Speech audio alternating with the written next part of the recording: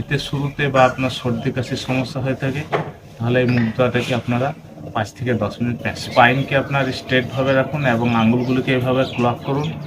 তারপরে আপনার হয় ডান হাতের বৃদ্ধাঙ্গুলি বা বাম হাতের বৃদ্ধাঙ্গুলিকে এইভাবে মাঝে রাখার পর এটিকে স্ট্রেটভাবে এখানে আপনারা হোল্ড করে রাখুন এবং শ্বাস প্রশ্বাস স্বাভাবিক রাখবেন।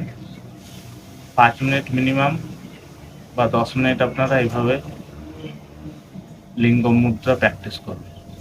এর প্রচুর বেনিফিট রয়েছে। পরবর্তী অন্য ভিডিওতে আমরা এর বেনিফিট সম্পর্কে বলবো।